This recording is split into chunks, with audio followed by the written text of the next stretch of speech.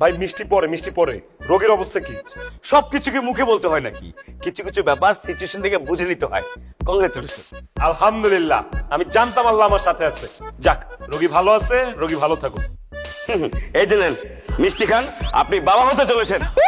I হায়, কার বাবা? কিসের বাবা? কি বলতেছেন ডাক্তার সাহেব? আরে আরে মিষ্টিটা খান। আরে পাগল হয়ে গেছেন নাকি ডাক্তার সাহেব? আরে তার সাথে তো আমার দেখাই হয়েছে আধা ঘন্টা আগে। আমার গাড়ির নিচে এসে পড়ছে হুট করে, তারপর সে সেন্সলেস হয়ে গেছে। আমিও গাড়ি থেকে নামছি, নাইমা যায় তাকে জিজ্ঞেস করলাম, আপা আপনি কি বাইকে আছেন না মরে গেছেন? হাত পা কি ভাঙছে? আমেন। এরপর আপনি ধমক দিয়েছেন, সে অজ্ঞান হয়ে গেছে, তাই তো? হ্যাঁ তাই তো, এই যে আপনি তো সবই জানেন।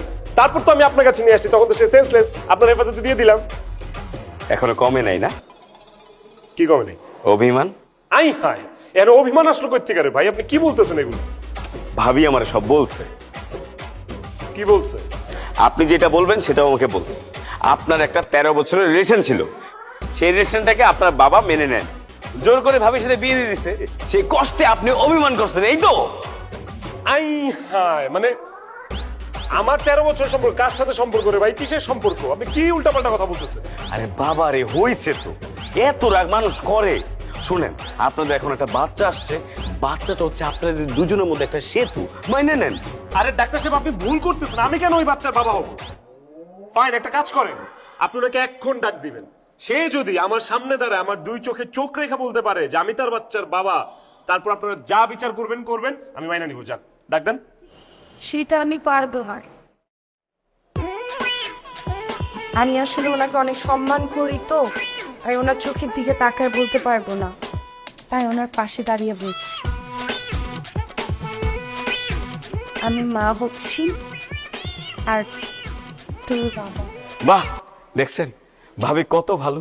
সে আপনার 13 বছরের প্রেমের সম্পর্কটাকে হাসি মুখে মেনে নিছে। তারপর কি সুন্দর হাসতেছে, দেখেন অতীত সব ভুলে গেছে। আরে এমন বউ পাওয়াটা কিন্তু ভাগ্যের ব্যাপার ভাই।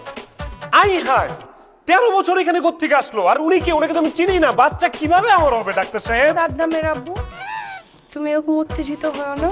সাদ্দাম কে? সাদ্দাম কে? ও ও সরি, আসলে ওনাকে বলা হয়নি।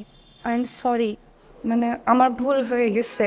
আমি আসলে তোমার অনুমতি না নিয়ে আমি আমাদের বাচ্চার নাম সাদ্দাম রেখেছি। আই হায়, সাদ্দাম এখানে কই থেকে আসছে? সাদ্দাম তো আর আগেই মারা গেছে।